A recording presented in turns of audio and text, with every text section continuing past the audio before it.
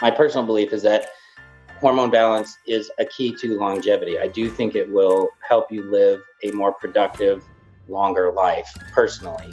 And I think the same goes for men. How many times have you seen a woman who is 70 or 60 who just looks 20 years older? And I think hormone deprivation has something to do with that in a lot of females, as does life choices, as you mentioned, smoking and not eating right and drinking and things like that. But I don't think 100%. Should it be 100%? No. Welcome back to the Essential You podcast, all about reinventing your health with safer, cheaper, more effective natural solutions and powerful lifestyle changes so that you become the CEO of your health. I am your host, Dr. Marisa Snyder. Are you ready for some real talk about how to navigate your hormones in the modern medical system? Because today I'm talking to my dear friend, Dr. Shawn Tassone, about a topic that we both love, which is hormone balance as a key to aging with grace and longevity. Now, perimenopause and menopause has been painted as dirty words in our modern culture, and in some instances considered a condition that we need to treat. But perimenopause and menopause are neither of these things, and that's what we talk a lot about here on the podcast. Each day, Dr. Shawn Tassone supports women who are struggling with hormonal imbalance, and he takes an integrative approach, which is why we need this practitioner's message. In today's conversation, we deep dive into the most common issues women are facing in their 40s, 50s, and beyond, and we set them up for success by focusing on individual needs and hormone profiles. We will also be talking about hormone labs and hormone levels in some detail during this episode, because it's important for you to know when to get tested and what to be looking out for when you actually do get tested by your doctor. As you will hear in our conversation, some tests are better than others for checking certain levels. Some hormones fluctuate on a daily basis, so it's important to look at those levels multiple times within a day. In actuality, you may need more than one test to get a comprehensive look at your current hormone levels and your current situation, depending on what you're going through. And although the medical community has developed what is accepted as a normal range, that doesn't necessarily take into account your unique history, your genetic makeup, all the things that are going on with your body. What is normal on paper may not be normal for you. Now, if you fall close to either the bottom or the top of the range of any level, there may be an underlying issue. In addition, some hormones are dependent on others. For example, a low normal in one area with an abnormal level in another may indicate the precursor of some developing issue. So be sure to discuss these results with a respected healthcare provider who will take deep consideration into your entire health history along with those additional test results. In case you want to understand more about hormone levels, especially if you're getting your hormones tested, I spent a little bit of time, almost a month, creating a hormone lab testing cheat sheet for you to use as a reference. I know it can be so confusing trying to navigate the medical system, figuring out what you've been tested, whether you're in normal range, if those normals are true normals, and if you've got a great reference guide like this guide right here, it just helps a lot more in trying to decipher what is going on with your body. So this is the perfect cheat sheet for hormone lab numbers, and I even go into other labs that are super critical and important to your overall health and well-being. Now, if that kind of reference guide sounds like something you'd love to get your hands on, you can grab it in the show notes. Just go to drmarisa.com/hormone testing, or again, you can go to the show notes and it'll be there as well. So now that you're set up with this incredible resource, which I am so proud that I created for you, I just love that it goes into such great detail and gives you the full spectrum of what's going on in your body, I want to take a moment and celebrate you. Every single day, I am blessed to hear that new listeners were recommended by you. One such listener is Eve from Fort Wayne, Indiana. She reached out to me on Instagram. Here's what Eve had to say. Earlier this summer, I was diagnosed with an autoimmune condition, a condition I probably had for a long time. And after going to my doctors, I wanted to look for more resources that I could rely on for getting my body back into remission. And I found you. an Angie Alt's episode, and I was blown away by all the ways that I could actually heal my body and guarantee that I would get into remission. Now, I know you have other podcast episodes too on the subject, and I'm excited to dive into those as well. Well, thank you so much for your win, Eve. I am so happy to shout you out today, and thank you so much for sharing your win on your autoimmune journey. I am a kindred sister on that journey with you. I know what that feels like, and to get into remission is just such a wonderful thing to be able to do because you know your body's back on that healing journey. You are absolutely right. We do have several episodes on beating autoimmunity, so I hope you enjoy them as well. Now, if you are listening, Eve, I would love to gift you a signed copy of my EO Hormone Solution book with a little personal note from me. All you got to do is reach out to me on Facebook or Instagram at Dr. Marisa, and I will get it sent off to you ASAP. Now, if you are listening, welcome to the show. This podcast is all about empowerment, and if there are any episodes, anything that you've gleaned or you've taken away that has been a big win for you, I would be honored to shout you out. That way, I can not only share your win, but it opens the door for more women who are ready to get started on this beautiful healing journey. Now, you can do the shout out on Instagram, Facebook. You can do a little snapshot and share it on IG stories, whatever works best for you.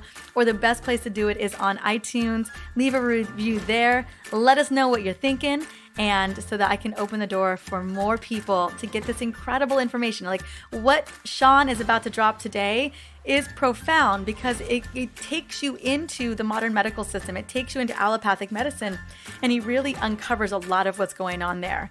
So let's jump on into this amazing conversation with Dr. Shawn Tassone. But before I bring him on, I want to sing his praises. Dr. Shawn Tassone is a board-certified OBGYN by the American Board of Integrative Medicine.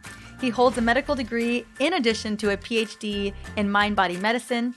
In the last 20 years of practice, he has seen over 40,000 women and is a highly regarded patient advocate. As an integrative health practitioner, he also believes that you should be the CEO of your health, which I love.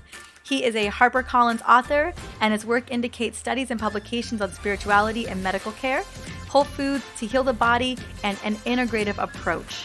Let's bring Dr. Shawn Tassone onto the show.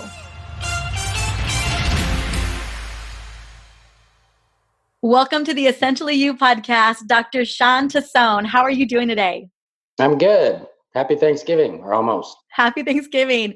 This has been a long time coming. We've been talking about this, and we've done a lot of things together. We've collaborated together. You are one of my dearest friends. I love the work that you do in the world, and yay, we're having this conversation today. It's probably my favorite thing that I get to do today. Well, we'll blame it all on Alex if it didn't work. If it doesn't work, we'll blame it on Alex for sure.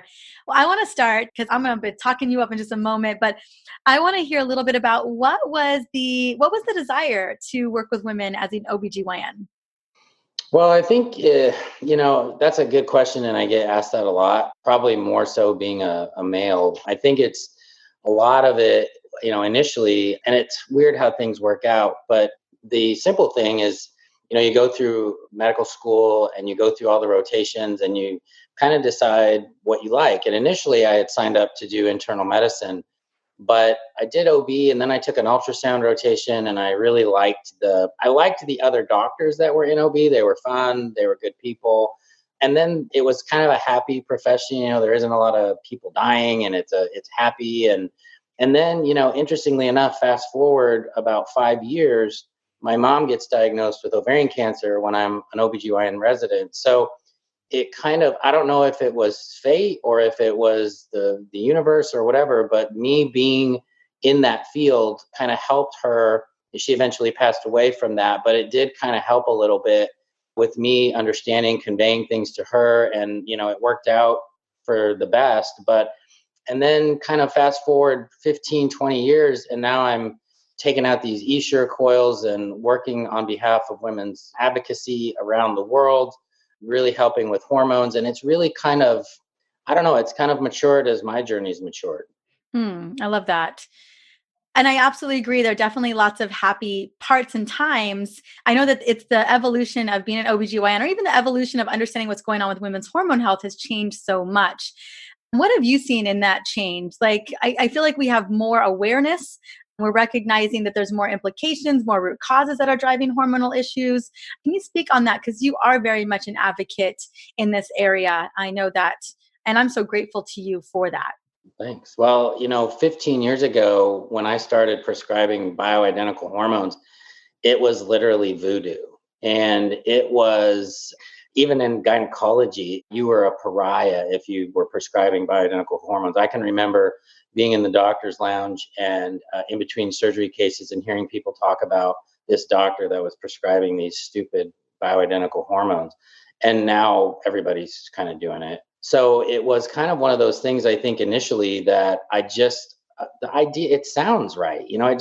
I was talking to a pharmaceutical rep that at the time worked for Wyeth Ayerst, and that was who made Premarin. And a drug can't go generic unless the company can disclose what exactly is in it. And if you notice, Premarin never went generic because there are so many things in Premarin. I think the ingredient list was like 35, and then there were unknown things. So they couldn't really ever go generic because they couldn't list all of the things that were in it. And that kind of blew my mind at the time. I was like, well, we have this one product that has 35 ingredients, and yet we have just estradiol. So why don't we just use estradiol? And it just made more sense. And so it kind of started with a little, and at the time I was scared. I was scared I was going to get my license revoked, and that was kind of that type of witchcraft. So now fast forward, 40,000 patients later, and it kind of like, now there's hormones on every corner. On Amazon. The advocacy now that I try to promote is, doing it the right way and trying to make it so that you are getting taken care of. My colleagues, unfortunately, are still 15 years ago. So that'll hopefully change as we progress. But right now it's still, they're just not doing it. Well, and I'm so happy we're having this conversation. I know so many women go into the offices hoping for something, like they come in with a cluster of symptoms, and I know the prescription pad gets pulled out, they're put on hormone replacement, and maybe they even feel good for a tiny bit of time, but then ultimately we know that there's other things driving that. And curious to see, like, what are some of the things, when you take care of so many incredible women, what are some of the biggest concerns that women are coming in for you? Like, what are the clusters of issues that you're seeing that you begin to see, oh, this isn't just a hormone fix. Like, we got to go even deeper. We got to look at this at a deeper level. The number one thing now, it's kind of like come over the last 6 months, it's literally hair loss, hair thinning, hair loss. I mean, rampant. Like if I have 20 patients today, 10 of them have issues with hair. I used to think that estrogen dominance was going to be probably the biggest thing that I was going to talk to women about, just because, you see it everywhere with PCOS and obesity and other things, all the plastics and things in our society. But really what I have found is that testosterone deficiency is probably the biggest thing across the age spectrum. I mean, it's like young girls, probably because of birth control pills. You've got 30 and 40-year-olds because women like you are working and they're busting their butts and they're running businesses and they've got 3 kids under the age of 7 and they're just fried. And then, their husbands want them to have sex. And I call testosterone deficiency the plague of the 21st century because it's really pretty rampant. And then down the line, you do have the symptoms of like estrogen dominance where you have weight gain, but progesterone, insomnia is huge. I hear that all the time. So tons of things that I'm sure you probably hear the same from women all the time, because it's the same women we deal with the same things. Absolutely. I mean, we absolutely do this. We see the same women where they're dealing with the same things. Hair loss is definitely coming up more and more and more. But yeah, low testosterone deficiency is huge across the board as well. Can you speak to, clearly stress is a big one. Clearly toxins are also a big one here as well for low testosterone. What else could be a big driver for this? Is it thyroid that's playing a role here? Is it liver? Maybe it's gut issues? Hair loss it's really it's not just caused by stress, but then it causes stress because, I'd see somebody like you who's got like more hair than like 7 of me. will come in and say, oh, I'm losing my hair. And I'm looking at her going, really? I don't see it. But to her, it's stressful because she's feeling it come out in her hands. And yet I look at her and think it looks okay. So it's really somewhat subjective. And I don't usually see women that are like losing it in big patches. It's more of a visual that they have. But it is stress, it's genetics to a certain degree. But hormonally, what I see is it's usually, what's interesting is that progesterone really, when women are pregnant, they have great hair, and it's because their progesterone levels really stop the hair in what's called the telogen phase, which is right before it falls out. So hair growth cycles kind of slow down, so you maintain all this great hair. And then after you deliver your baby, you'll be taking showers, and you hear it all the time. My drain is full of hair, and it's because the progesterone levels drop. The hair that was going to come out over the last few months is now coming out in droves. So definitely hormone imbalances play a role in that. We know that women that have issues with too much testosterone or that convert testosterone into dihydrotestosterone will actually have some hair loss. That's usually more of a male pattern kind of issue where they'll lose kind of right up here. into here that Yeah. you can see where I have a little. Although I am told that I have gray hair. So You do have gray hair. Can we just say that? Yeah. I've got that gray and great. So Gray I do and look great. sophisticated. So It lends to the credibility. I'm telling you, and the beard that makes me look older. So it's hormone imbalance for sure. Obviously, hair is a part of skin. So I think women that aren't getting enough fats, good fats, supplementing with a decent essential fatty acid supplement, or just making sure you're getting good oxygenation to your hair. It's in general but those are the main things. How about also, I didn't know if low thyroid played a big role here. Low thyroid's huge. And even subclinical hypothyroidism, which is, so this is the big thing right now. We call it subclinical hypothyroidism, which means you don't have a diagnosis in the sense that the labs actually say it's abnormal. And I always tell patients, look, abnormal or normal isn't always normal. When you have a free T3 range of 2.3 to 4.4 and you're at 2.4, but you have a lot of symptoms of hypothyroidism, like you're sluggish, you're cold all the time, you've gained some weight, your hair is thinning, you're hypothyroid. If it looks like a duck and it quacks like a duck, it doesn't care what the hell the labs say, because the normals may be off or the interpretation of it may be off. Well, it's not normal for you, apparently. Yeah, exactly. And you're in the 10th percentile or the 5th percentile, maybe you'd feel better in the 80th percentile. It's still normal, but I can't tell you how much better women feel when they're up there. I think that's a lot of it. Yeah. It's just these interpretations. Doctors will look at the labs and they'll go, and this is what with any hormone, they'll say, oh, you're normal. And she'll go to 3 doctors and it's like, I don't feel normal. And so then it's not normal. And I can tell you, if a man went into a doctor and said, I don't feel right, I'm tired all the time, I'm in the afternoon, I'm taking a nap on my desk, and his testosterone is 300 and normal is 300, they'd say, oh man, you need some testosterone. We wouldn't just say, oh, buddy, you're just getting older. You wouldn't say that to a guy, but we say it to women all the time. I know. Oh my goodness. And it's the doctor after doctor after doctor after doctor. And we're seeing so much of that subclinical hypothyroid in so many women. And yeah, exhibiting. I mean, I lost a third of my eyebrows before I was like, my eyebrows are gone and everything still looked normal. And exactly those signs and symptoms. I know that right now. So women who are losing hair, women with significantly low testosterone, and you talked about what the things are, what are things that you're finding that women are going to other doctors and are being missed? Like, what are the things that you're like, oh, I know immediately what's happening here?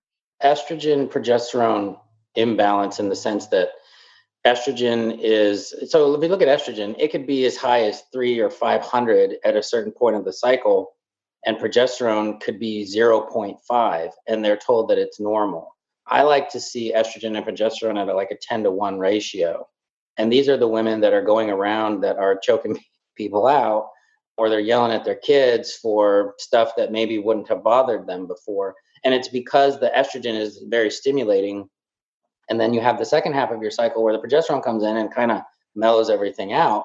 And if you don't have that, and you're constantly being overstimulated by this estrogenic aspect, and you don't have the GABA with the progesterone that comes in and calms everything down, eventually you're just going to feel out of your mind. And then the progesterone helps you sleep. And if you're not sleeping well, then your cortisol goes up. And that's the other thing is, and I'm not going to claim to be a cortisol expert because I've just really gotten into that in the last couple of years, but we don't ever look at cortisol allopathic medicine. I mean, you guys have a naturopathy for a long time, but for us, it's really like we think of normal cortisol or Addison's disease. It's like there is no in There's no in between. between. There's no pathway deregulation in between. You either have a deadly disease or you're fine. Right. Autoimmunity or it's all good. Yeah, and it's just stupid because I can't tell you. I had a lady in the other day who's like, I think she's 37. She's a pharmaceutical rep, so she drives like 200 miles a day. She eats crappy food. She's got 3 kids under the age of 7, so she's running ragged. And she comes in and we do a Dutch, and her cortisol is like literally hugging the bottom the entire day. So I put her on just some adrenal cortex bovine fractions. And she called me like 3 days later and said, I haven't felt like a normal person in 3 years. And this is an over the counter kind of supplement. And she felt like $1 million. And it's just because she had gone through that workaholic phase where her cortisol was probably through the roof. And now she's just like in that saboteur phase where she's running. I always tell them, you're not burning the candle at both ends. You burned it with a blowtorch, and there's nothing left, but you're still going. And you just don't have anything to give. And so we don't look at cortisol at all. And I think it's because we're afraid of it for some reason, because we don't know what to do. It's a big hormone. Yeah, it's huge. It's humongous. It's a big hormone. It's you're talking about your women, you're looking at that deregulation of progesterone and estrogen. There's so many other influential factors, and cortisol being one of those big influential factors that are playing a role in it. And I think and you could speak more into allopathic medicine than I can, but we just kind of want to put a stamp on it, put a label on it, give somebody something. But we recognize, you and I both recognize, it's so interconnected one way or the other. I always say if you got a thyroid issue, you've got a cortisol issue. It's just a guarantee. If you have a cortisol issue, you probably have an estrogen issue. I mean, yes. And an insulin issue. Yeah. And you're overweight, and then your estrogen goes up. It's like, people use that analogy all the time of a symphony. I kind of look at it more like if you take the face off of a real expensive watch and you have all those gears in different sizes, if those gears aren't moving at their own speeds, but they're all depending on the other gears, it's not going to tell the right time. And, it doesn't matter necessarily how small the gear is, it still can throw everything off. So the problem with what we do in allopathic medicine, one, we don't look at the thyroid the right way. We'll draw a TSH. I mean, that's literally what everybody does. Right. We're drawing the pituitary hormone. Yes. We're not even drawing the right hormones. I can't tell you how many women I see that have a TSH. I don't even tell, honestly, I just look at free T3 and free T4 and then peroxidase antibodies and stuff like that anymore. But we don't even look at cortisol. I mean, literally don't even look at it. And I think that really that's the big disservice right now. And the other thing is we look at hormones. We'll look at testosterone. But what's funny is that in the Quest, which is the labs I use, it's 0.1 to 6.4 is a normal testosterone. Now, I don't know how a 0.1, which is almost 0, can be normal, but you could multiply 0.1 64-fold and it would still be normal. A woman will come in and her doctor will say, your testosterone's 0.8, you're fine. Well, yeah, you could multiply that 6, 7, 8-fold almost and it would still be normal. But we don't look at things that way. We look at them as binary, normal, abnormal. There's no zone in between. We do the same thing with cortisol. It's like normal or abnormal. Absolutely. So there's a lot to need to change. I want to focus a little bit on perimenopause and menopause. I find that most doctors don't know the difference between the two. And I'd love to spend a little bit of time because I know a lot of women don't know the difference between the two, mainly because a lot of menopause symptoms can even start to come into play during perimenopause. It's a very gradual process. When you're working with women in either stage, whether it's perimenopause or they're in menopause or beyond menopause, what are some of the biggest areas that you like to focus with women? Where do you want to steer them? I will make a joke here that perimenopause is easily treated with birth control pills, right?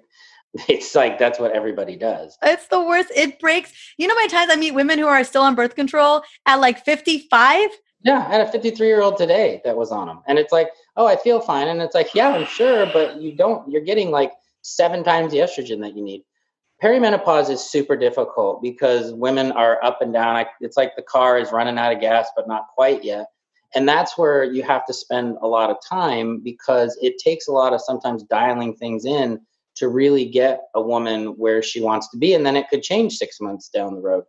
So they do need a little bit more attention. And the problem is, doc, I take insurance and it's difficult sometimes to spend a 15-minute visit and really get deep with somebody. And thus, because of that, harder means more time means I'm not going to deal with it. That's why they put you on a birth control pill.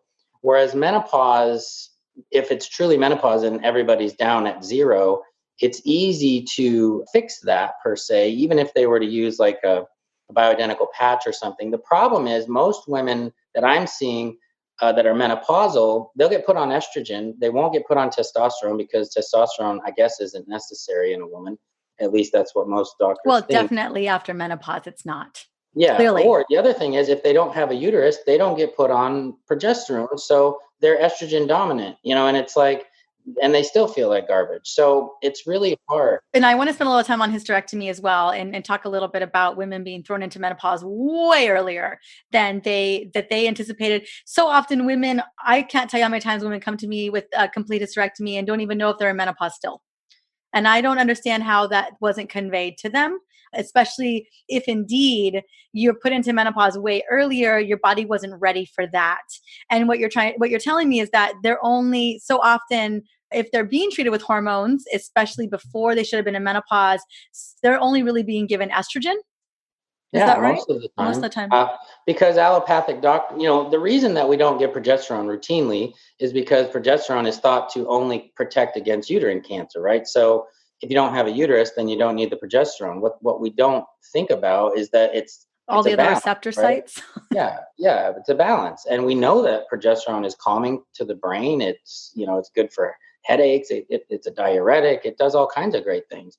The other thing is we just don't routinely think of testosterone as a female hormone. A female hormone. As a male hormone. And I can't tell you how many women that I see that are low testosterone. I mean, it's rampant.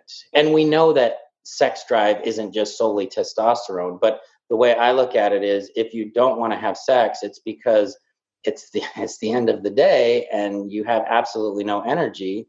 I always joke with my patients, if you had to make a list today of the 10 things that you had to do, would sex be on the list? And I will guarantee you not one of them in 20 years has said it's on the top 10. But for guys it is. We can ask Alex. Is it in the top 3? Top 3, yep. And so that makes a mismatch.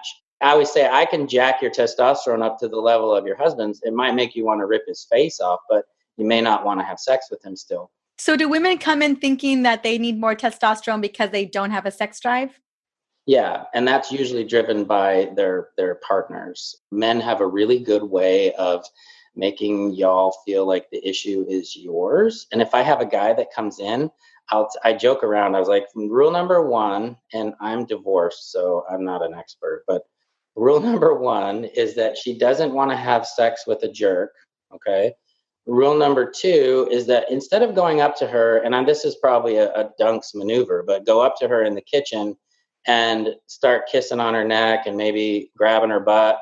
Instead of doing that, do the dishes, right? I mean, take care of her. And like I said, I will profess that I am single for probably a reason, but it works. And if you take care of your partner and just let her know that she is supported, that may make her sex drive go up. But telling her that she's got low testosterone, like, oh, there must be something wrong with you. Because for men, that's true. Men with a low testosterone level may have a decreased sex drive because it's just a different hormone for us. So it's one of those things where for women, it's important for energy. It's important for feeling good about yourself and for just kind of an overall, I call it the chutzpah. It just makes you feel good, but it may not make you want sex. Mm-hmm, got it. It's a part of that balance.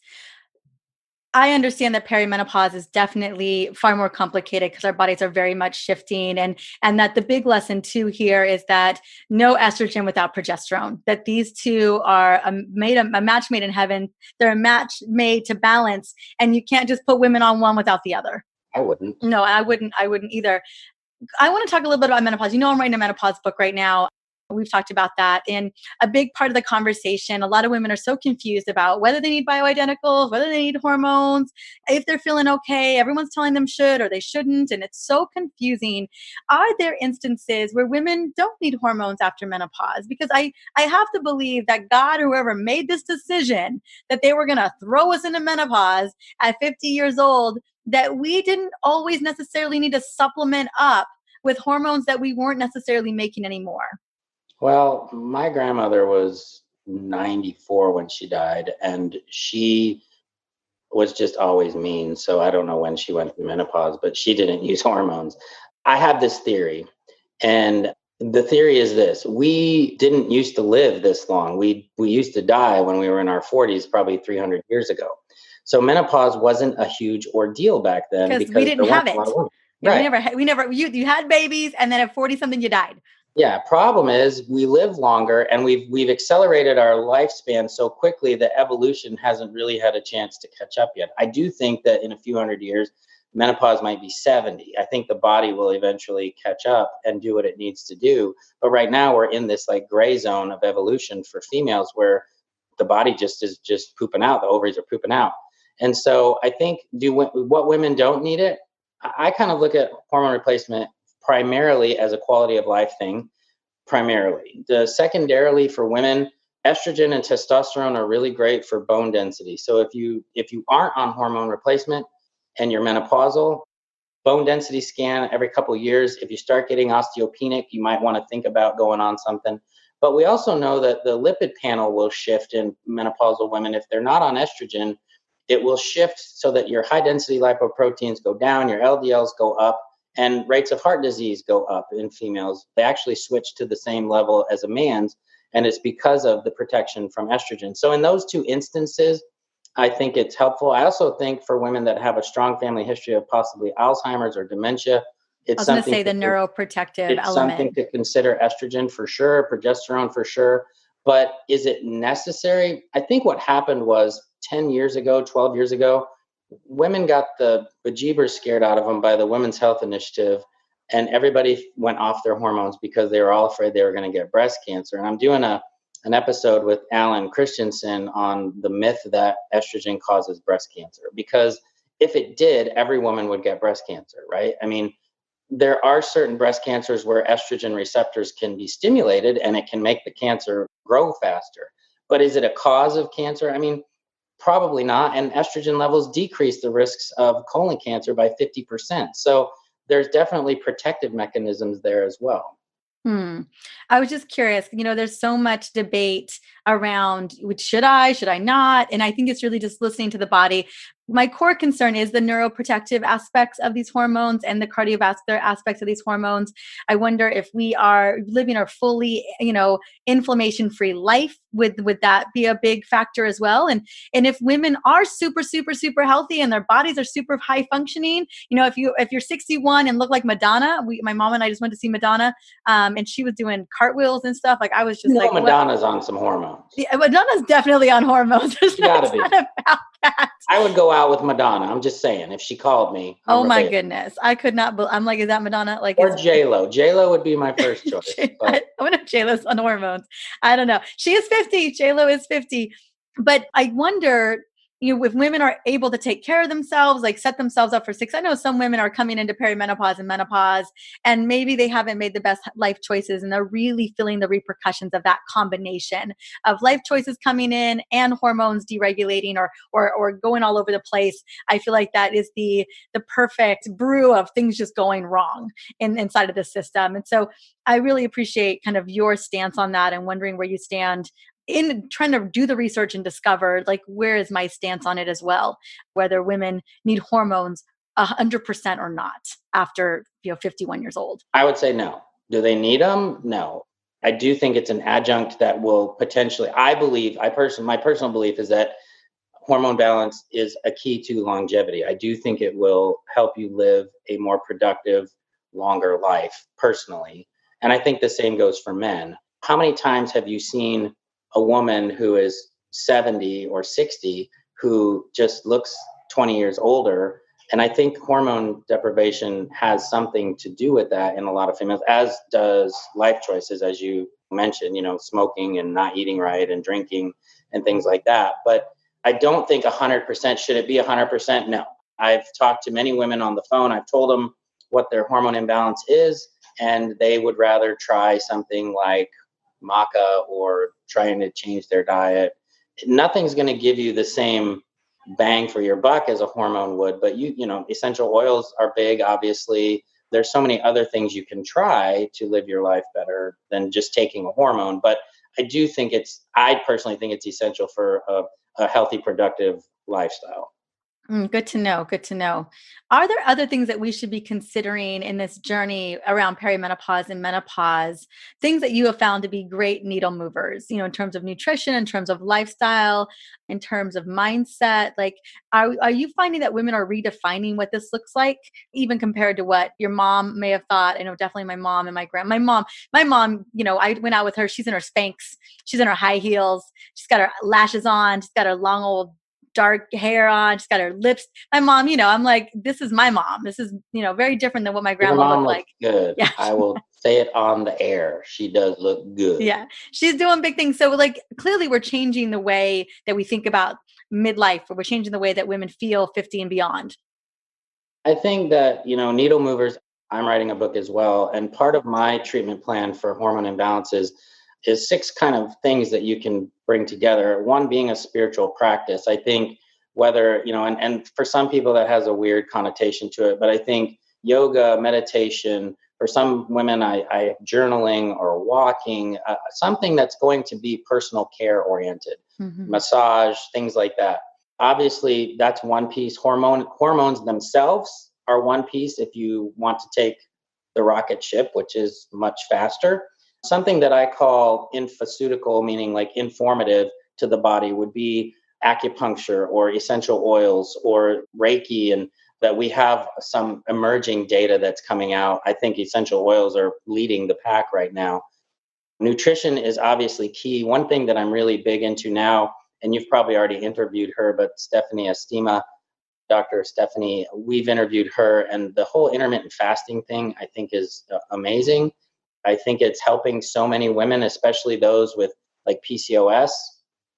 I am a believer in a ketogenic type diet if it's something that you can do. I think it helps balance hormones.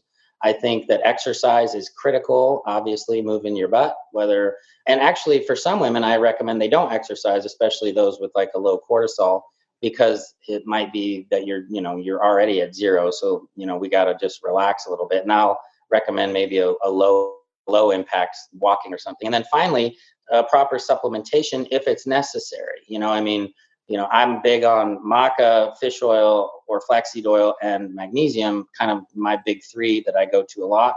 But those 6 things together, pick and choose, or find the one that maybe you're struggling with and try to incorporate that into your day. I think that's also helpful. Yeah, just figuring out what's going to work best for you. I love the supplement recommendations. Just figuring out what those core nutrient deficiencies may be that women are struggling with, I think are so important. Anything you want to leave us with before I ask you where we can find you? Anything left? Because this can feel so hard for so many women. I think the main thing is, and this is where advocacy is big, is if you don't feel normal, if you don't feel good for you, something is off. And how, women know their own bodies just like men do. Don't be minimized by the system, and don't be told that everything is fine if you don't think it's fine.